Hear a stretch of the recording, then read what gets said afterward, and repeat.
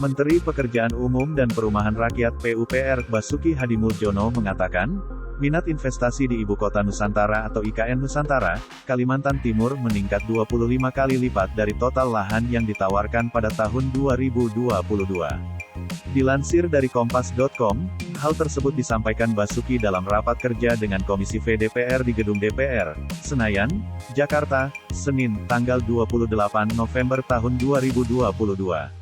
Minat investasi di IKN dapat kami melaporkan mengalami peningkatan 25 kali lipat dari total lahan yang ditawarkan pada sosialisasi awal pada tahun 2022 Agustus.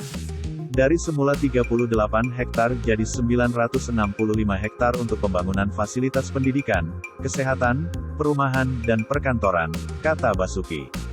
Basuki mengatakan, investasi pada fasilitas pendidikan atau zona 1B seluas 41 hektar yang terdiri dari perguruan tinggi, sekolah internasional, dan lembaga riset swasta.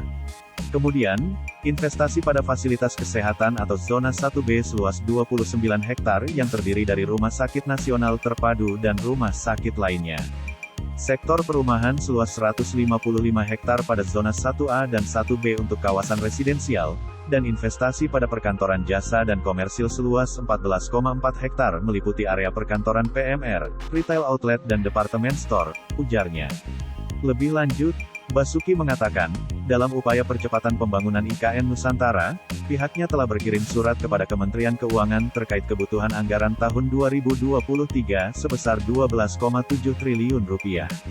Sebelumnya Presiden Joko Widodo memerintahkan agar area-area di Ibu Kota Nusantara dibuka lagi untuk menampung minat investor yang sebelumnya tidak tertampung di kawasan inti pusat pemerintahan (KIP).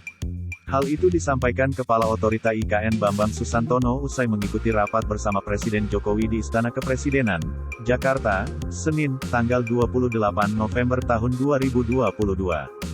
Bambang mengungkapkan, minat investasi di IKN sangat tinggi terutama setelah dilakukan jajak pasar. Jadi total daerah dari KIP itu akan kita langsung buka untuk para investor yang berminat, lanjutnya. Lebih lanjut, Bambang menjelaskan bahwa pemerintah juga tidak hanya membuka peluang investasi di wilayah KIP saja, melainkan juga di area lainnya.